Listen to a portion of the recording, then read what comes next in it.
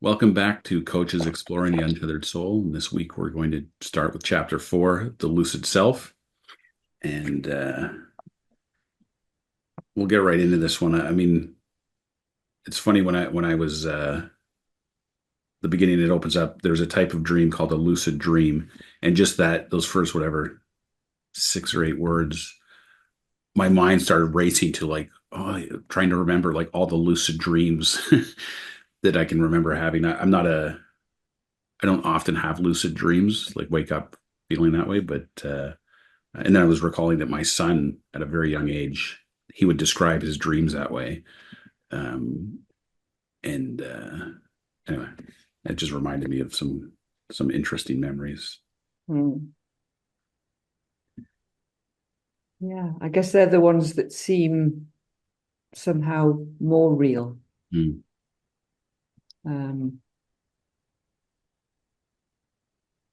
Because you are watching it, which I think is a bit of a paradox. Yeah. But it's actually, of course, you that's watching it, which is different from any other sort of, he says, that's very different from regular dreams. But I think that the lucid dreams are the ones that kind of come back to you. Sometimes you can actually, I remember I had this dream once, and it'll be a lucid dream rather than just an any sort of dream. Yeah. I do have a floating flying dream that I often recurs, and I'm aware, it's like I'm watching it from a third person perspective. Always interesting. I on the page 46 here, which is right kind of halfway down the first page, I highlighted, when you are an aware being, you no longer become completely immersed in the events around you. Instead, you remain inwardly aware that you are the one who is experiencing both the events and the corresponding thoughts and emotions. You are lucid. So to me, it's kind of like this is building off of what we learned in the last chapter, who we are. And once you have that awareness, I found that myself too. I'm much more often in this seat of the observer and being aware of what I'm aware of. And not getting caught up as much. Yeah, which he then says that still on the first page, on the last part of the paragraph, raises some very interesting questions. If you are the indwelling being who is experiencing all of this, then why do these different levels of perception exist? And when you're seated in the awareness of self, you are lucid. Now, that to me spoke of whatever clarity may be. And somehow, as I was reading this, it suddenly occurred to me, well, like the more time you spend there, and it occurred to me because of the feeling that I had because I was like trying to do it as I was reading it, we're trying to find myself as I was reading through. And it suddenly occurred to me, well, that is so, the potential of being in that space of clarity or self is immense, because the feeling that I got as I was reading was like, oh, well, I can do absolutely anything I want to do. It's the first feeling like a feeling of freedom, actually. Like, okay, well, if I can get there, I can do anything. And that just dropped. Obviously, if it dropped into my head, it dropped into my head as a thought, vocalized, but it was preceded with a feeling of like, oh, my goodness. Like, I don't know how to explain a feeling of nothingness that is huge, but that's what it was. Like, that, to me, that's the sum total. That's it. I'm there. That's it. I'm done. The way I experience it, is a little different, but it's like the boundaries of my body and the room and the house disappear. And there's so much space everywhere in every direction, up, down, left, right, front, back. It's limitless. Mm. Yeah. I think it's the same thing you're talking about. It's just the way I experience it is a little different, but it's the same limitlessness. Yeah. I feel Yeah, it right now. It's amazing because once you try to talk about it, it becomes limited. So like, because you explain it in one way and I in another, but I guess it's the same thing. But the words themselves created by thought will make it limited. And again, perhaps the only way to get there is buy the book, read it, and feel it, see what happens, kind of thing. Yeah. The first time I read the chapter, I was just lost in it. I had to read it again this morning so that I would have something to say. Yeah, this is a very deep chapter. Yeah, it's very deep. Yeah. I love the sentence that comes after that. Where are you when you are not seated deeply inside the self to be the conscious experiencer of all you're experiencing? In my book, that's the end of the page. And I sat with that, and what came up was pretty much, well, in a mess. If we think about when we are in a mess, that's where we are. Whatever mess we are in, that it seems like that's where we are. Then I wrote it. I moved on to the next page, and to begin with, consciousness has the ability to do what is called focus. The essence of consciousness is awareness, and what I wrote at the top then is, therefore, we are the essence of awareness. Yeah, that would seem that's what it said to me. And then I put a question mark, so I'm like, I'm not sure. I'll just check. Yeah. Well, with this whole idea of focus had me thinking about a number of things. One is my son, when he was little, teachers would complain constantly about his inability to focus at school, to the point like my wife was like, maybe we need to get him checked out or whatever. And then I watch him, I go like, watch this kid play Lego. He can focus. Yeah. Like he could sit there with a Lego set for 3 hours and not even budge, and boom, the Lego set's built. So it wasn't a kid, like an inability to focus. What became clear to me is just whatever they were teaching in school or however they were teaching it, it wasn't interesting at all to him. It wasn't worthy of his focus. Yeah. In his assessment. So that was one thing. And then the other thing, my wife and I have this ongoing struggle, which is I worked for most of my life in an open office concept. So I became very good at focusing on what I'm doing and ignoring all the outside noise. Well, my wife has worked in aquatics her whole life, where as a lifeguard, you're acutely aware of every little thing going on because you're on duty of, picking up the slightest little sign that somebody's struggling in the water so you can jump in and save them. So, we've got these two different ways of living in the world. Me in a bubble focus, in her in a being aware of everything that's going on at all times. So I'll be watching TV or a hockey game or a show or something, and she'll be in the kitchen with my daughter and they'll be talking to me. I don't even know they're there. And then they're like getting mad at me because like, you're not listening. I'm like, well, I didn't even know you were there. Because my ability to focus my consciousness in one area, I don't know. I almost have often thought it's, for me anyway, it's almost like a superpower in that regard. Like literally my house could be on fire, and if I was focused on what I'm doing on the computer, I wouldn't even notice. I had that same experience as a software engineer when I was deep in a design problem or a programming problem. I could get lost for an hour, for hours, for a whole day. And when I come out, it's like, oh, it's 9 o'clock. I actually decided I didn't want that to happen anymore, so I stopped programming. But that was such a rich creative space when I was focused like that. It was very productive. And that was fine for a while. And then it was like, I want to experience a different kind of life now. Yeah. The expression when you're lost in your work or something, that's what came to mind. It's like, Mhm. and the way he describes in here later on in the chapter about the James Bond movie or whatever, like, yeah, like being lost, you know, lost in the experience of what you're doing.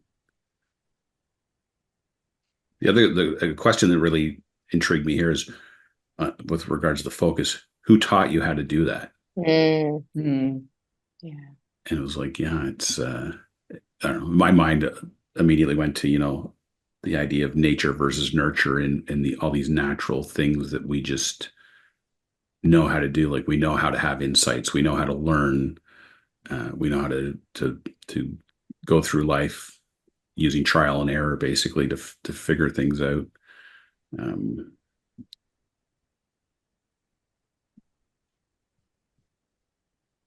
Yeah, and it's just back. It's all back to It's sort of that's the elements of wisdom in there too, isn't it? It's all natural, and we kind of come with that built in. At the bottom of that page 47, he says the best way to learn about consciousness is through your own direct experience. And again, for me, that's a reminder of, Elaine, you mentioned, buying the book and trying this for yourself, like exactly that, like people learning things for themselves. Jamie says the only thing that's ever going to make a difference for somebody is an insight they have for themselves. Yeah. It's the best way to learn is through your own experience. Yeah. Yeah. I really liked the description of the lost soul. He says the lost soul is this is on page 35, which I think is different than your books. Yeah, it must be a different. Yeah. The lost soul. I have them. It's the same as mine. The lost soul is the consciousness that is dropped into place where one human's thoughts, emotions, sensory perceptions of sight, sound, taste, touch, and smell are all synchronized. All these messages come back to one spot. Then the consciousness, which is capable of being aware of anything, makes the mistake of focusing on that one spot too closely. When the consciousness gets sucked in, it no longer knows itself as itself. It knows itself as the objects it's experiencing. In other words, you perceive yourself as those objects. You think you are the sum of your learned experiences. That describes almost all my clients.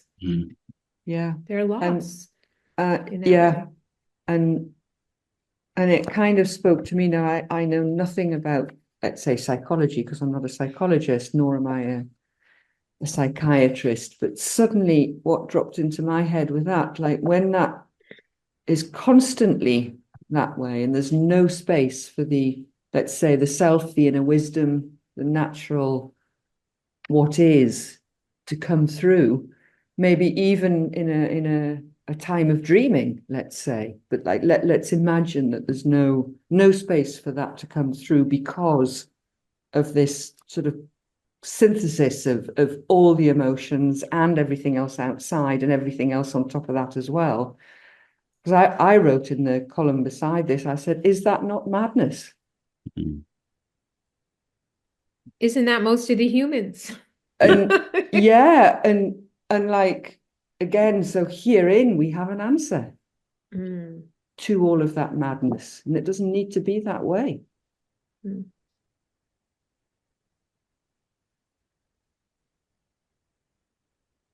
I read this today after reading again this morning the increase in suicide rates in certain, doesn't matter where it is. And when I got to this piece, I was thinking about that. And part of an editorial I read this morning was around someone's opinion of the causes of suicide, and it didn't touch on anything that made sense to me now. And reading this, even to your thing about madness, Elaine, is that, you think you are the sum of your learned experiences. So what is going on for people when they get to that point? What do they believe they are or are not, or what are they seeing? Somehow that part of it struck me just after reading about that. I mean, that makes me think of, when people who aren't aware of their consciousness, that they are consciousness, it's like whether it's substances or suicide or whatever, like that, it makes sense to them in that moment that that's their way out of madness, not knowing that there's a much better way to get out of it. And to me, it goes back to one of Jamie's two truths of who we really are, like just the power of bringing that to our clients. Like Vanessa, you said, that sounds like every human out there. It's like, the power of this. That's what I love about this book is even though I've been looking in the direction of who I really am for a couple of years now, this book just explains it in a way that makes sense to me. I don't know, that's tangible and easy. Like it's I don't know, hard to argue with, I guess, maybe. Yeah. To put it. Yeah. It points to, what Jamie often says is everybody's doing what makes sense to them in the moment. And if all you know is the sum of your experiences, of course you're going to do what makes sense to you. Yeah. That's all you have to operate from. Yeah. Yeah.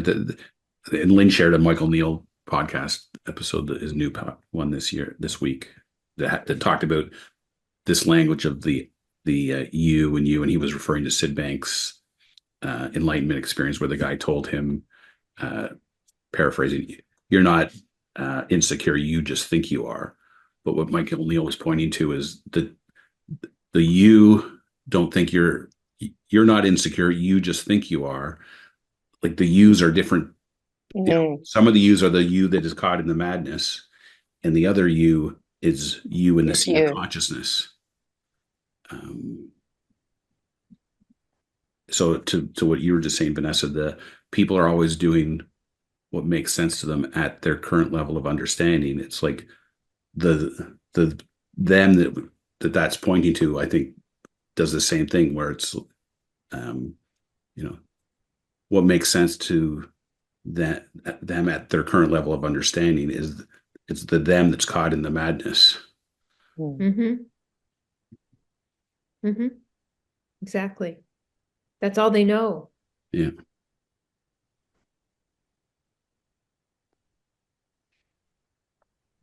The other line I really liked, this one's at the top of my page.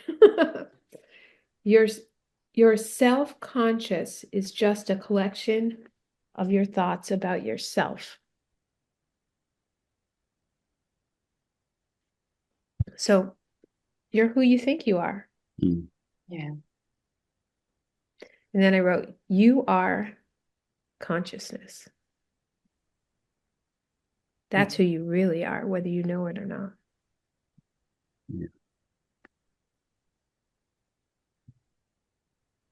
Well, on the back of that, I highlighted in this the sentence in the book in this chapter that blew my mind the most is, "You're not even a human being." Yeah. Yeah. Yeah. I not only used my highlighter on that, I did underline it too.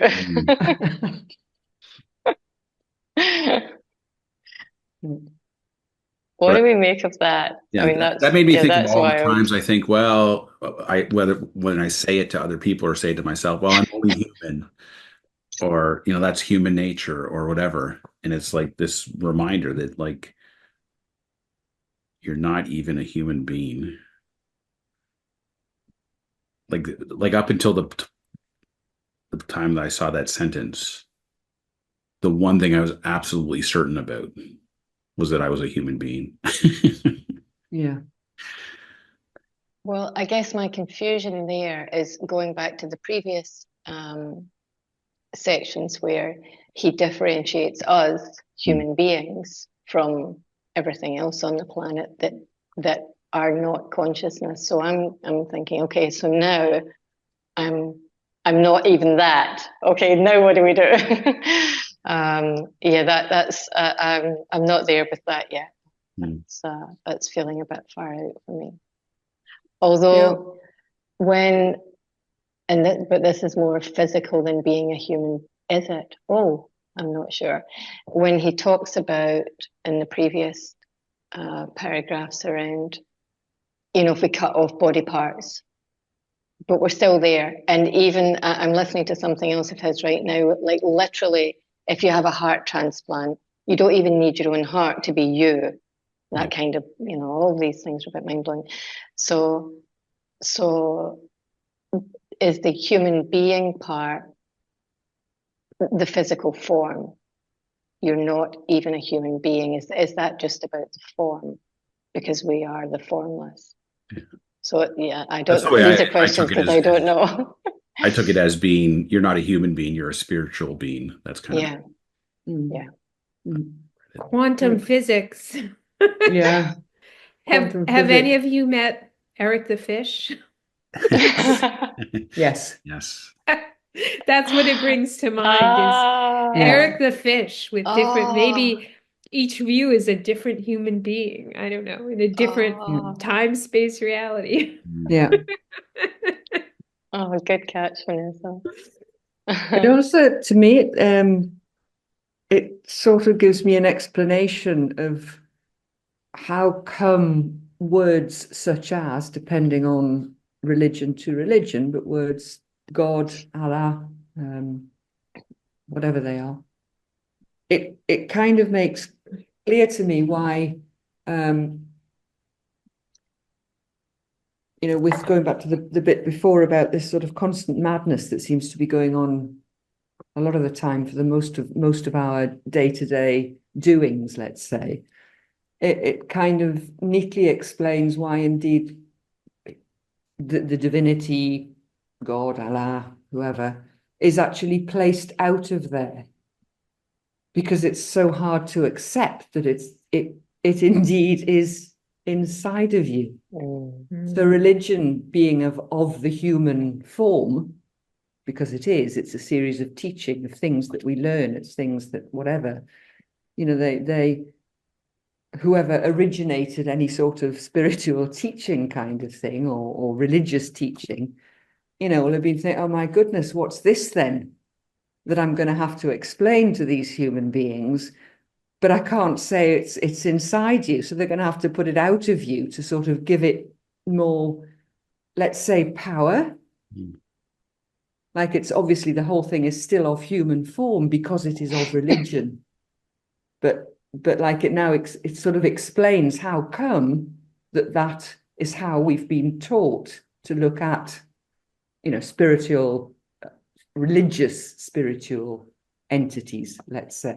Mm. It gives an explanation of why we imagine, or many people imagine, that there is a God that exists, that somehow therefore because accept that person is inside you can get very, very difficult, of course. Mm. Because on the one hand, it will take power away from you when we don't realize that it's actually giving power to the individual. But of course, when the human part of it comes in, often that power is misrepresented. It means something more like domination, or, ruling over somebody, or being bigger than them or greater than. which again are all included in the human being realm of things, in the form rather than in the formless. Mm.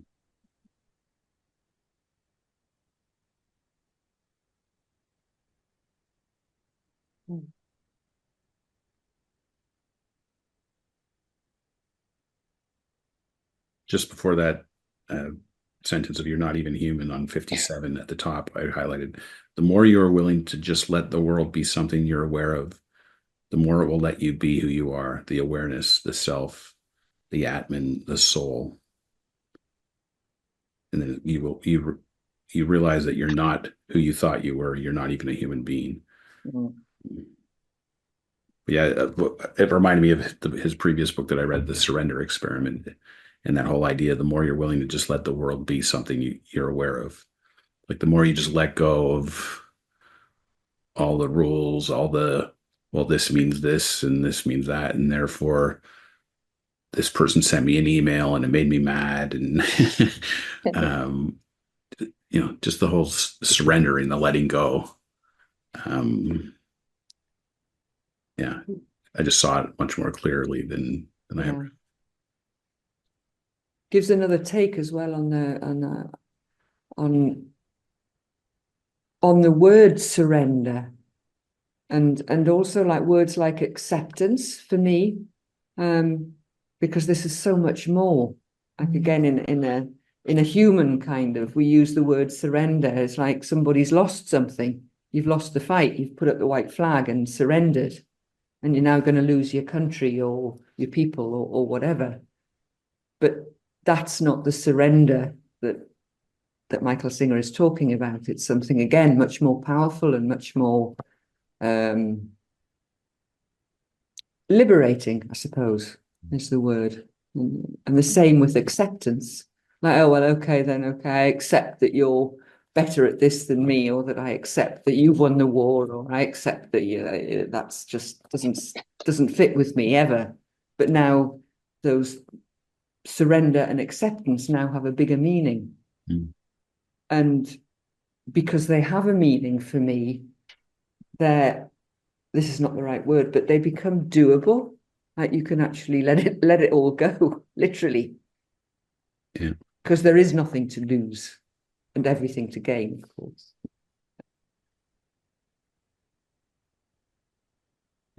Yeah, for me, the doable part is, I think often it's like, well, once you become enlightened, or once it doesn't matter anymore, then you wouldn't even do anything. You'll just sit and meditate all day. But no, it's like once it doesn't matter anymore, you're free to do it. Do anything. All. Everything. Yeah. Everything. It doesn't, the fear isn't there. All the why you shouldn't do it isn't there. Just go and do it. Yeah, there's no judgment, there's no criticism, there's no barriers, no obstacles, no limits again. Yeah. Back to the beginning of the book, yeah. So I think there's more doing and not less doing. Yeah, absolutely. More creation. There you go. Yeah. Maybe that's part of the idea of moving from the finite to the infinite. It's, the freedom to explore the infinite. Yeah.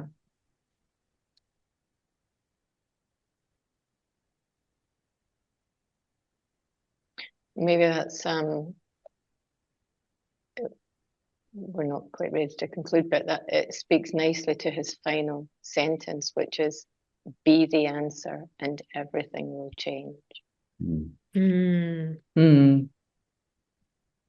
That is rich. Yeah.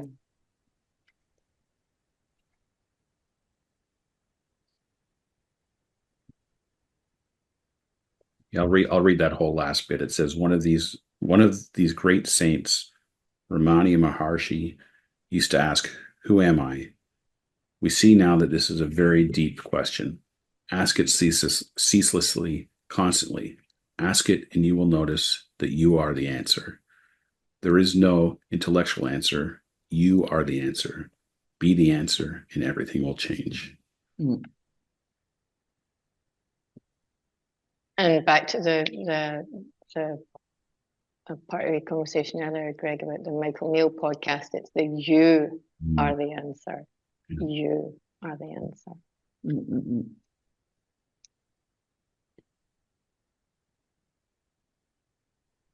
Yeah. Every time I talk to somebody now, it's like, which you is this person talking about? Or who am I to talk to you? Yeah.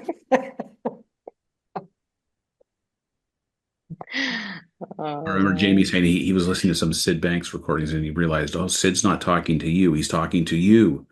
Yeah. It's like kind of a game changer. It's funny. I don't know if I've purposefully experimented with that, but I've thought about that in coaching sessions with people, that it's like, and we joked about it a couple episodes ago when we said our little U's were off in a breakout room, you know, rambling on about a bunch of nonsense, while the big U's were here in this room in this good feeling and connected. But it's kind of like, you know, I'm not coaching my next client kind of the little U to the little U. It's the who I really am talking to who they really are. Like that, and going into a coaching conversation with that intent.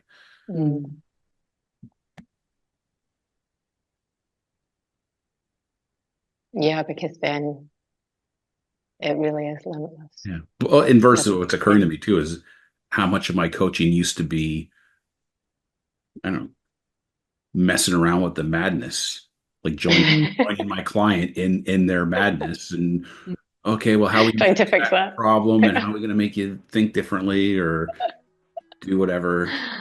And it's like, yeah, I've just seen that, like how fruitless that is.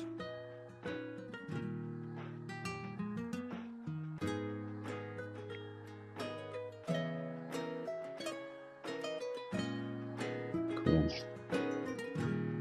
Be the answer and everything will change. Next week, we'll do part 2, experiencing energy. And chapter 5 is called Infinite Energy. That sounds pretty good. Mm-hmm. All right, we'll see you then. Bye.